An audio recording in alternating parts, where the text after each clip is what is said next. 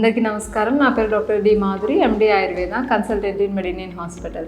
ఈరోజు మనము abdominal pain గురించి తెలుసుకుందాం. జనరల్గా ప్రతి ఒక్కరు ఏదో ఒక స్టేజ్లో మనం అబ్డామినల్ పెయిన్ అనేది మనం ఫీల్ అవుతూ ఉంటాం, అంటే స్టమక్ పెయిన్ అనమాట. సో ఏదో ఒక టైంలో అంటే మనకి మనం ఎర్లీ అవర్స్లో అంటే యంగర్ స్టేజ్లో కానీ ఓల్డర్ ఏజ్లో కానీ మిడిల్ ఏజ్లో కానీ మనం ఏదో ఒక ఏజ్లో మనం కడుపు నొప్పి అనేది మనం చూస్తూ ఉంటాం. సో కడుపు నొప్పిలో మనకి చాలా రకాలుగా ఉంటాయి. సో మెయిన్ మనం దీని గురించి తెలుసుకునే ముందు మనకు అబ్డోమెన్లో ఏ ఆర్గాన్స్ ఉంటాయి అనేవి ముందు ఫస్ట్ తెలుసుకోవాలి. సో అబ్డోమెన్లో ఏంటి అంటే మెయిన్గా మనకి ఉండే ఆర్గాన్స్ వచ్చేసి stomach, liver, kidneys and gall bladder, pancreas ఇవన్నీ ఉంటాయన్నమాట, స్ప్లీన్. సో వీటి వల్ల మనకి ఒక్కొక్క రకమైన పెయిన్ అనేది అబ్జర్వ్ చేస్తూ ఉంటాము. సో పెయిన్లో కూడా చాలా రకాలు ఉంటాయి. అంటే బాగా పట్టేసినట్టు ఉండడం ఒక రకమైన పెయిన్, అట్లాగే రేడియేటింగ్ పెయిన్ ఉంటుంది అండ్ ప్రిక్కింగ్ పెయిన్ ఉంటుంది, అంటే ఏదో పొడుస్తున్నట్టు మనకి నొప్పి రావడము, అట్లాగే మంటతో కూడిన పెయిన్ ఉంటుంది, అట్లాగే ఇంకా ఆన్ అండ్ ఆఫ్ పెయిన్ అనేది ఉంటుందన్నమాట. అంటే కడుపు నొప్పి రావడము తగ్గడము అట్లా ఉంటుంది కొంతమందికి సడన్ అక్యూట్ పెయిన్ ఉంటుంది, అంటే సడన్గా పెయిన్ అనేది చాలా ఎక్కువగా రావడము. సో కొంతమందిలో స్లో ఆన్సెట్ ఆఫ్ పెయిన్ ఉంటుంది, అంటే నెమ్మదిగా పెయిన్ అనేది స్టార్ట్ అయ్యి అది కొంత సమయం వరకు కంటిన్యూస్గా పెయిన్ అనేది ఉంటుందన్నమాట. సో వీటిలో మెయిన్గా చూసుకుంటే కనుక మనకి upper abdomen and lower abdomen and right side, left side. So ఈ ఏరియాస్లో మనకి మెయిన్గా పెయిన్ వచ్చే అవకాశాలు ఉంటాయి. సో అప్పర్ అబ్డమెన్లో మనకి పెయిన్ కానీ వచ్చిందంటే అంటే మనకి అంబ్లైకస్ నుంచి అంటే బొడ్డు పై భాగం అంతా మనం అప్పర్ అబ్డమెన్ అంటాం అండ్ బొడ్డు కింద భాగం అంతా మనం లోవర్ అబ్డమెన్ అంటాం. సో అప్పర్ అబ్డమెన్లో మెయిన్గా మనకి చూసే కంప్లైంట్స్ ఏంటి అంటే గ్యాస్ట్రిక్ పెయిన్ అనేది ఎక్కువ అబ్జర్వ్ చేస్తూ ఉంటాం. సో అదేంటి అంటే చెస్ట్, మనకి సెంటర్ ఆఫ్ ది చెస్ట్లో పెయిన్ అనేది బాగా రావడం, ఆ పెయిన్ కూడా పట్టేసినట్టు ఉండడము. సో ఏదైనా ఫుడ్ తీసుకున్నా, కొంచెం ఏదైనా వాటర్ తాగినా మనకు ఆ పెయిన్ అనేది రిలీవ్ అయిపోతుంది అనమాట.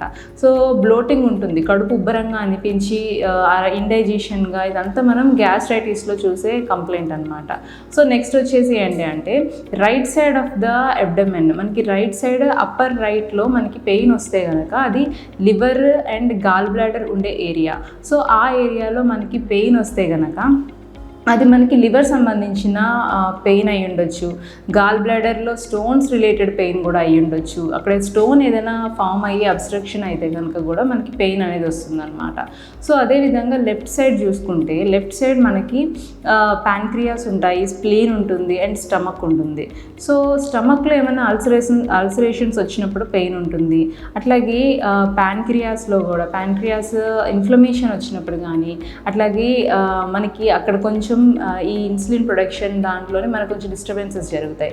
సో ఈ ప్యాన్క్రియాటైటిస్ అప్పుడు కానీ, అట్లాగే left side kidney related pain వచ్చినా సరే, right side kidney related pain వచ్చినా సరే, మనకి ఆ పెయిన్ అనేది మెయిన్ కిడ్నీ రిలేటెడ్లో ఎట్లా ఉంటుంది అంటే లోవర్ బ్యాక్ నుంచి ఫ్రంట్కి రేడియేట్ అవుతూ ఉంటుంది అనమాట.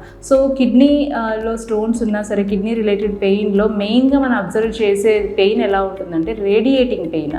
అది వెనకాతల లోవర్ బ్యాక్ నుంచి ఫ్రంట్కి మనకి పెయిన్ అనేది రేడియేట్ అవుతుంది. సో ఇందులో కూడా మనం జనరల్గా పెయిన్ అనేది వచ్చి నార్మల్ అయిపోయింది అంటే కొంచెం సేపు ఉండి నార్మల్ అయిపోయింది అంటే పర్వాలేదు.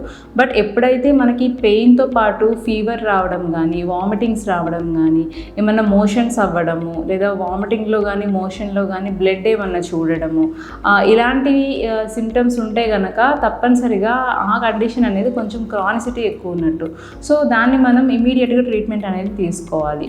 నెక్స్ట్ లోవర్ అబ్డమెన్లో చూసుకుంటే కనుక యూటిరస్ కానీ, అట్లాగే ఓవరీస్ రిలేటెడ్ ఇష్యూస్ కానీ, మెన్స్ట్రువల్ క్రాంప్స్ కానీ, ఇవన్నీ మనం లోవర్ అబ్డమెన్లో అబ్జర్వ్ చేస్తూ ఉంటాం. అండ్ రైట్ సైడ్ లోవర్ అబ్డమెన్లో ఏంటి అంటే మనకి మెయిన్గా అపెండిక్స్ అనే పార్ట్ ఉంటుంది.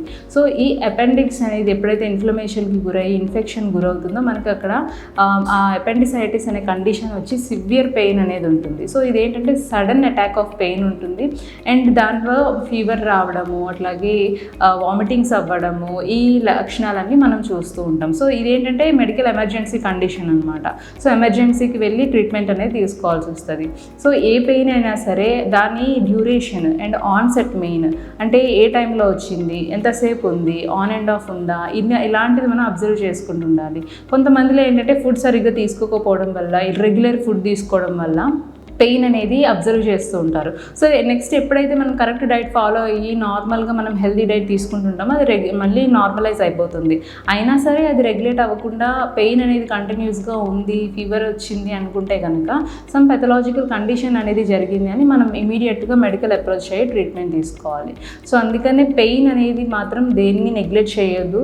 ఎప్పుడైనా ముందు రోజు తిన్న ఫుడ్ కానీ, మార్నింగ్ తిన్న ఫుడ్ కానీ, ఏమైనా హెవీ డైజెస్టెడ్ ఫుడ్ కానీ, లేకపోతే రెగ్యులర్గా తీసుకున్నప్పుడు మనం ఏదైనా పెయిన్ అబ్జర్వ్ చేస్తే అది నార్మల్గా దానంతా అది రెడ్యూస్ అయిపోతుంది. బట్ వేరే ఇష్యూస్ వల్ల ఏమైనా వచ్చింది అనుకుంటే కనుక ఇమీడియట్గా ట్రీట్మెంట్ అనేది తీసుకొని దానికి తగ్గట్టు మనము ప్రికాషన్స్ తీసుకుంటూ ఉండాలి. సో ఎవరైనా ఇలాంటి ఇష్యూతో ఏమన్నా బాధపడుతుంటే ఒకసారి మా మెడినిన్ హాస్పిటల్కి వచ్చి విజిట్ చేయండి. అసలు ఏంటి అనేది డయాగ్నోస్ చేసి దానికి తగ్గట్టు ట్రీట్మెంట్ అనేది మీకు ఇస్తాం. Thank you.